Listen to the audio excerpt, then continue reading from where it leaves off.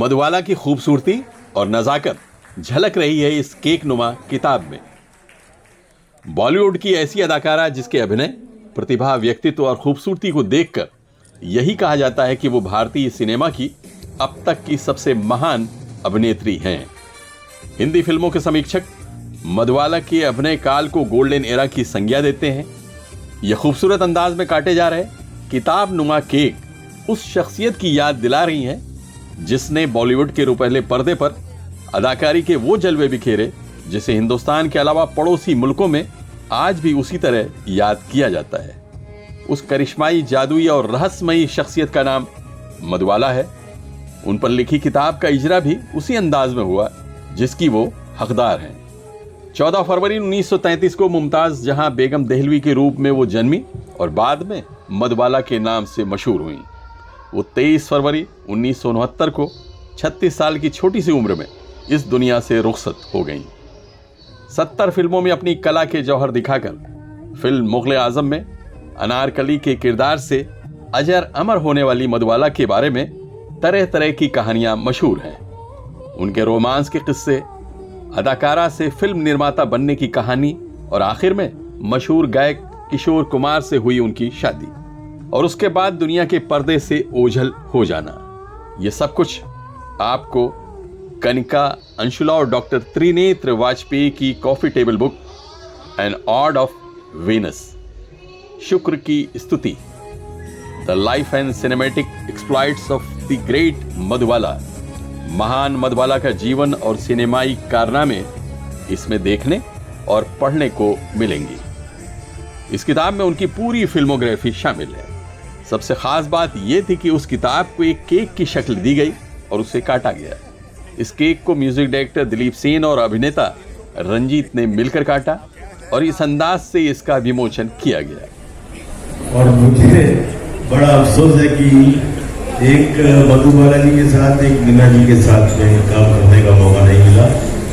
बाकी 55 साल से हूँ, अगर वो भी मेरे को मौका मिलता तो हाँ, काम तो खैर वही होता, साड़ी पर जो पकड़ता फिर वो मुझे बोलती कुत्ते कमीने हाथ पकड़ लगाना मुझे। Anyway, it's amazing effort by Kanika ji and Trinetra ji. इन्होंने always with style and I am very lucky that I came down from Delhi and I had the occasion, opportunity to attend this function. And stalwarts, जिनके नाम सुने थे, आज मैं देख भी रहा हूँ उनकी जो कलाकृति है, अमेजिंग। और तो भाषण देना आता नहीं तो आपको मालूम ही है, दिखे भी रहने बोलता था। 2 वर्ड है, यदि किसे मालूम है ये दुनिया बनी किसके लिए है जी, आगे तो सुनिए। किसे मालूम है ये दुनिया बनी किसके लिए, क्या पता आया है इंसान यहाँ किसके लिए। किस्मत हर घड़ी बदलती है मगर किसके लिए, जिंदगी भर का ये अनजान सफर किसके लिए। सबसे पहले तो वाजपेयी जी परिवार को बधाइयां देना चाहूँगा। जितने यहाँ आए अपने आप के लिए तालियां बजाइए, क्योंकि हम सब के लिए बहुत ही बड़ा दिन था एक तरीके से, क्योंकि मधुबाला जी को वैसे तो सभी प्यार करते थे, मगर मैं समझता हूँ कि जितना वाजपेयी परिवार ने मैं एक किस्सा आप लोगों को सुनाना चाहता हूँ। मैं किस्सा वो सुनाना चाहता हूँ जिसमें मेरे पिताजी मुंबई से, मतलब लाहौर से मुंबई आए थे, तो उनको गुलाम हैदर साहब लेके आए थे। तो पिताजी एकदम बजाते थे, तो उनकी वजह से 4 दिन तक रिकॉर्डिंग कैंसिल हो गई थी। तो मधुबाला जी की मम्मी ने पूछा अपना गुलाम हैदर साहब से कि ऐसा कौन सा म्यूजिशियन है जिसकी वजह से आप लोगों ने रिकॉर्डिंग कैंसिल किए जा रहे हैं, एक म्यूजिशियन के लिए। तो उन्होंने कहा कि मधुबाला जी एक बार मुझे आने दीजिए, फिर आपको देख लीजिएगा। पिताजी को लोग आए तो सबसे पहले उन्होंने कहा कि सैफ भाई जरा सा कुछ सुनाइए। तो मधुबाला जी और उनके मम्मी सोफे पर बैठे हुए थे, पिताजी मेरे चाचा जी जमीन पर बैठ के बाजा वगैरह से सुनाने लगे। तो थोड़ी देर तो वो ऊपर बैठी रही, 2-4 गानों के बाद में जैसे तो दोनों माँ बेटे नीचे उतर गई, सोफे से साथ में बैठ गई और आंखों नम हो गई। उन्होंने कहा ऐसा संगीत का हमने देखा नहीं। तो मेरे पिताजी को बिच्छू के नाम से कहा जाता था कि संगीत का बिच्छू।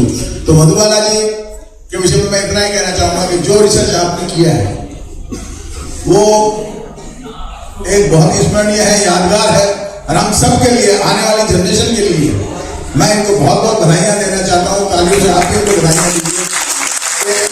ये जब भी कोई काम करते हैं तो एक अलग होता है।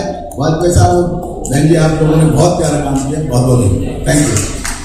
एक किस्सा सुनाया करता था मैं, शायद आपने सुना होगा। मदन साहब की रिकॉर्डिंग चल रही थी, सुबह का वक्त था और इंट्रोडक्शन म्यूजिक शुरू हुआ।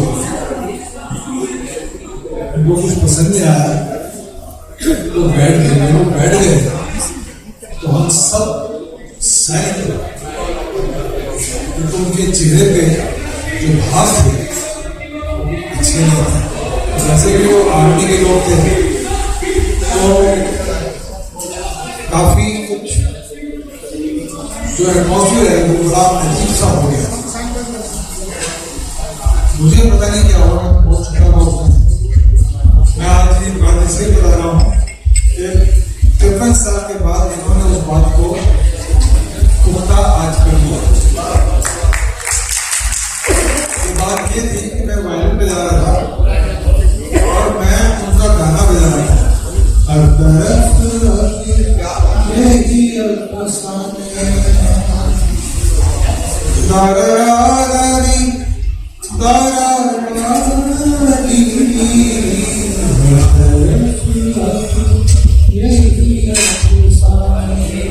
तो मैंने बहुत गुस्से से मेरी तरफ देखा कि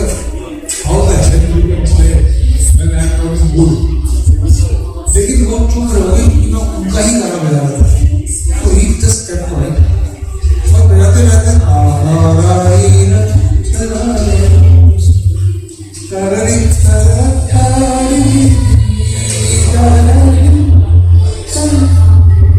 ये मैंने बजाया। He just put up on there and came to me. आवाज सुनिए, व्हाट डिड यू प्ले?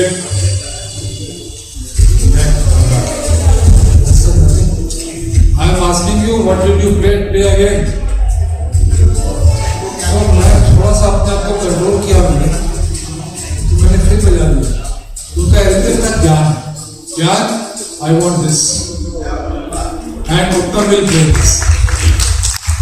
तो ये मैं हमेशा बताता रहता था, पर आज इन्होंने इस बात पर मोड़ लगा दिया। ये बोलते you don't remember, I was there when Madan साहब said कि ये थैंक यू सर। इस मौके की गवाह कुछ ऐसी हस्तियां भी बनी जिन्हें मधुबाला को करीब से देखने का मौका मिल चुका है। इस मौके पर मधुबाला की फिल्मों के गाने की आवाजें बैकग्राउंड से आ रही थी। राजेंद्र यादव के साथ आबिद नकवी, प्रेस 9 न्यूज, मुंबई।